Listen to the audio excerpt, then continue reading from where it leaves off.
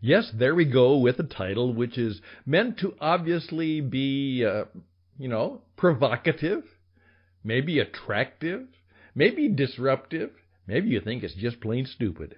Smart people should read fewer books and listen to more podcasts. Are you kidding me? What in the world do you mean by that? Well, I think there's something to be said about that. And for you, as we begin, a little twist to the name of our show, You, the Master Entrepreneur. This is for you because as an entrepreneur, as a successful entrepreneur, you're going to have to do these three things. You're going to have to read a lot. You're going to have to learn a lot. And you're going to have to listen a lot. So, should smart people read fewer books and listen to more podcasts?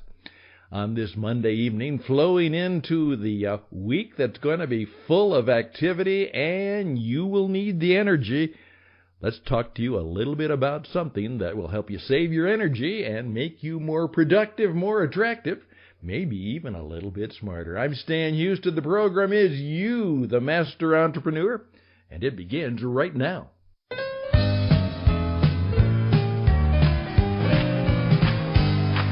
Listening to a radio station where the mighty host of heaven sing. Turn your radio on. Turn your radio on. Turn your radio on. Turn your radio on.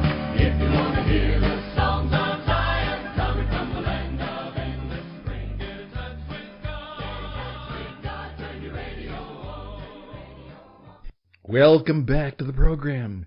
By the way, to a few selected people, I sent something this weekend in which I said that I'm requesting certain people, most of these are people that I know, if they would like to sponsor me because we've got a lot of good stuff to do, and I'm asking people who care about the work we do, and they'd perhaps like to sponsor me. And I would be grateful if you'd think about doing that. But you see, sponsoring is not just a donation or a contribution or support. Sponsor means there's something that would be in it for you, something to benefit you and your business. Sponsorship is two ways where people do something to help one another. And if you'd like to know a little bit about how perhaps you could be a sponsor, perhaps you'd like to be on your own radio show, all of those are things you can do. And so, very simply, Radio Edge, because we are kind of an edgy radio. Radio Edge 77. We're located on Route 77 that goes up to Route 66, but Route 77, Radio Edge 77 at gmail.com. And just simply say, Stan, tell me more of the story, and we'll do just that. Well, here is a little bit about where I'm going today. As I said before, okay, if you're an entrepreneur, you do have to read a lot. You're going to have to, learn a lot. And you're going to have to, because of that, you may have to listen a lot. And what I do is one of the things I like to read a lot is a publication called Medium, medium.com. Simple enough.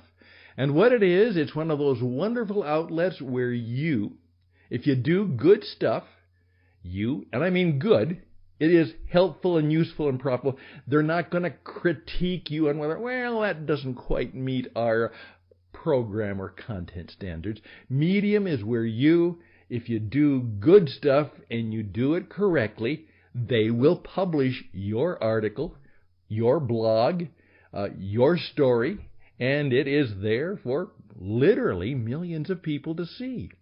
And obviously, if it's quite good, it may rise to the top. And who knows, hundreds, maybe thousands of people will read your article, read your story, and perhaps respond to it. And so I'm encouraging you to do just that. Remember, demonstrate how good you are. One of my friends said to me, Stan, I'm giving up blogging. I'm no longer going to blog on my website. I'm only going to write for Medium, and then I will use my website email list, and I'll just send them an article that I have done on Medium. And what that does is two things. First of all, they still get my article if they want to read it. But more than that, it's a little bit more impressive because it's not just coming from my email. What they're seeing is the fact that I've been published on a worldwide publication. So I would encourage you, if you're thinking about ways to build your business, build your list, do those things that entrepreneurs have to do. As one guy said, I just need more people to know who I am and what I do. And I said, and then to know how good you are. And then he smiled. He said, that would be nice. Well, that's a little bit of how this began. And what I did is I ran into a guy who lives rather within a day's drive, Nick Wignall. I don't know him, but I met him, and obviously he introduced me to himself, he introduced me to his work, and he even introduced me to his wife and 3 children. And he is a therapist, a psychologist, a practicing psychologist, and he wrote this little article called Smart People Should Read Fewer Books and Listen to More Podcasts. Now, what I'm going to do is I'm just going to share his story. He says, one of my favorite interview questions ever is, what's something that you believe that almost no one else does? That's a great question. What do you believe that almost no one else does? Now, that's a great conversational question. He says, my answer is, smart people read too many books. Now, I know that sounds counterintuitive, but hear me out. And here he begins in bold print. Most books are 90% fluff, and they're not worth your time. You see, reading is one of the most important and beneficial things anyone at any age or in any context can do. But like any decision in life, you can't determine the true benefit without considering the downsides, especially the opportunity cost. The opportunity cost of reading a given book is all the other things you could be doing with your time and energy besides reading that book, including reading a better book.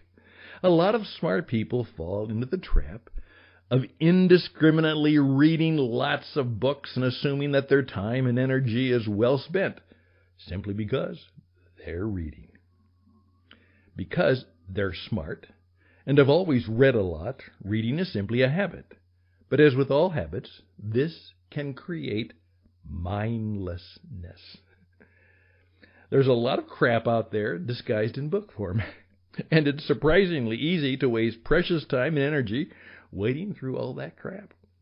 Many books these days, especially self-improvement and business-style books, are stuffed with stories and anecdotes that don't really add much value. That is for sure. And so we end up with 300-page books whose core ideas could have been perfectly well articulated in 30 pages. Exactly. Or maybe even 3. My favorite line used to be, he took 30 pages of great writing and stuffed it into 300.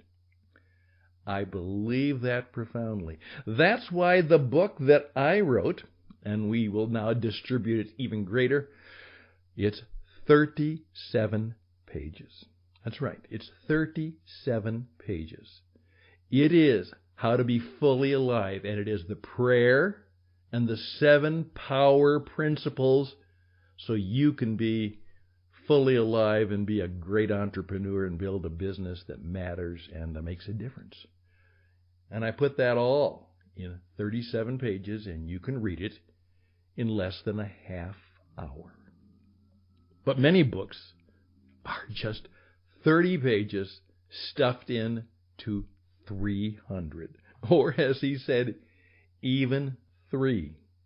But even if you're a good skimmer, it can still take 2 to 3 hours to get through a 200 to 300 page book.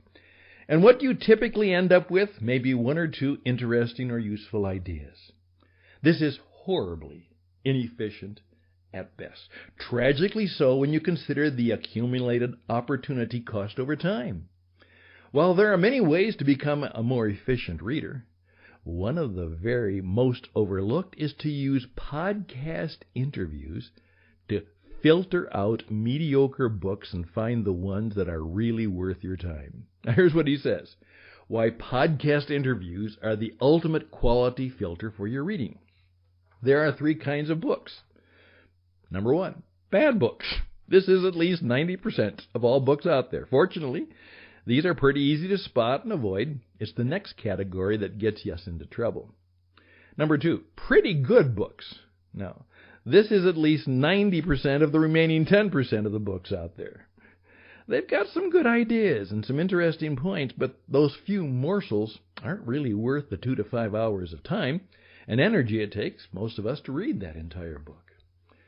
Then there are the great books. Now, this is the 1%, maybe even the 0.1%. This is the precious few. These are the precious few books that are not only filled to the brim with genuine wisdom and insight, but the books for whom reading them is itself a beneficial act and always time well spent.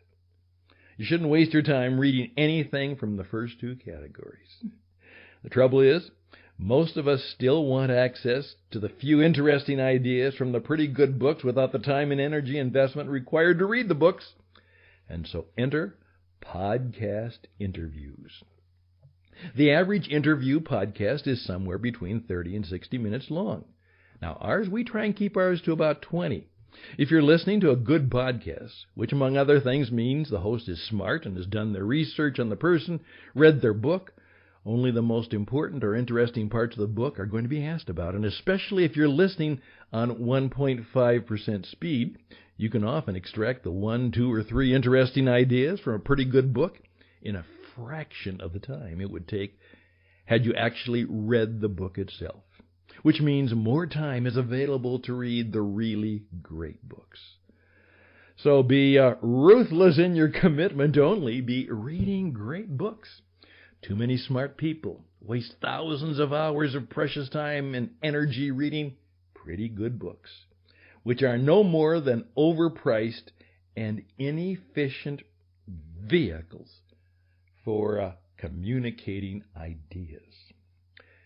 I'm not saying this. Nick is, but you know what? I agree with most of what he says. You can get these ideas much more efficiently and cheaply by listening to good podcast interviews with the author, thus freeing you up to read truly great books, the ones worthy of your time and energy.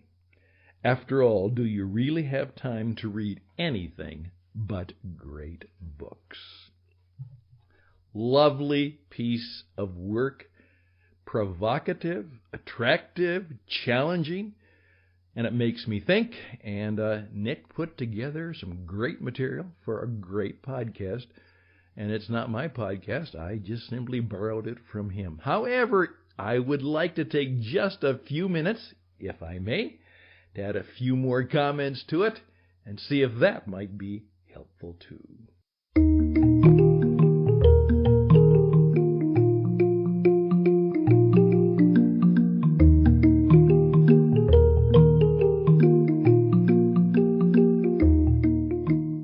Well, can I add my little bit worth to complement the great work that Nick did? Okay? Now, I'm a hopeless introvert. I am. You say, well, how come you're on the radio for many years? It took 50 years of practice. I love to read. I love to read books. But I consider myself more of a communicator and a storyteller and a broadcaster than I am a writer or an author. I oftentimes say I talk better than I type. For sure, hopefully, but there's more. Books take time, talent, and ability to read well. You know, books are bought, and you know what? Most books that are bought are never finished. And many books that are bought are not read at all. So, here's why. You see, if it's important, we need to hear it. We need to hear it performed with energy and personality and vitality. And a book simply is just that. It is a dead tree. It's a piece of paper and something is printed on it. And it could be that you have a hard time reading. Many entrepreneurs are dyslexic and reading is hard. For many people, reading is hard. And for many people, they can't read at all. But you know, they can listen, and they will. I helped a gentleman take his book that he wanted his children to read and his grandchildren to read, and I put it on an audio storytelling presentation, and I simply said to him, I said, "Sir, it's a great story. Your children and your grandchildren will probably not read the book, but they may listen to your story." Now, one of the reasons I love the podcasting medium is, first of all, it allows it to have personality and energy. Also, if you'd like to write a book, good for you, but podcast it first. That's why I say, as I am saying right now, take that little book of about 70 to 100 pages, because it shouldn't be any more than that, no matter how good it is. Put it down into 7 chapters. And now let's turn those 7 chapters into a 7-series podcast. And you speak it, and you perform it, and you put it out there, and it goes out where millions of people could hear your story. And you can begin to get feedback and response from people, whether they like the book. And then it is not only you and your editor and a few friends who are kind of doing a critique of both the content and perhaps the way it's presented, but you may have all kinds of other people, some kind, some not so kind, who are giving you their responses to the book. And then you can take that podcast and literally, almost easily, in some cases almost free, have it transcribed, so there you have the actual text copy of the book. And then you can turn that over to an editor or to somebody who can do that, and there you might have a small but significant book that has a podcast before it, and then you have the book published and printed and sent out. You can take that same book and then turn it into an audio book that reflects exactly your new way of saying, thinking, and understanding. And there you go. You are on the internet platform. You have a podcast that brings people to the book. You have a book that people who want that kind of experience can read. And at the same time, it can also be given in a way that gives it that strong hearing audio content. That's my few cents worth. Podcasting is for real. We now will help you become a podcaster. But more than that, we'll help you become a storyteller broadcaster, which is much more important because 90% of podcasts are boring, because even though it's a podcast, they have never learned how to be true communicators and broadcasters, and we will help you do just that. Hey, this could be a great fourth quarter, 2019, and so 2020 might be the year you finally really make your mark. Let's see if we can do that. I'm Stan Houston. This is the Christian Entrepreneur Network. This is you, the master entrepreneur, and we're here to help you make your mark in the marketplace on this Monday evening. We'll be back.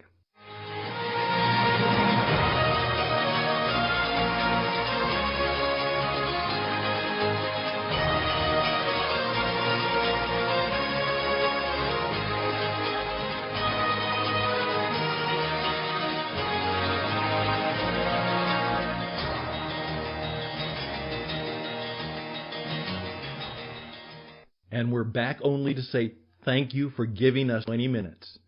As one of my colleagues said, if you'll take 20 minutes as an entrepreneur to learn something new every day, you will soon be, within a few years a world-class expert. So we help you do that 20 minutes of learning. Hey, help you. I can help you in your business. I can help you make your podcast. I can help you make that book. We have years of experience helping people make their mark in the marketplace and building significant businesses. And we'd like to start this week to help you. Once again, reach out to me at radioedge77@gmail.com, radioedge77@gmail.com. I would like nothing better than the opportunity to help you make your mark on the World Wide Web as a podcast broadcaster, as an author, as a communicator, as a person who brings great value, as an entrepreneur, as a creator, as a writer, as a business person, to people who can use your talents, your services, and your wisdom, insight, and truth. Let's resolve to make it happen right now. And bye for now.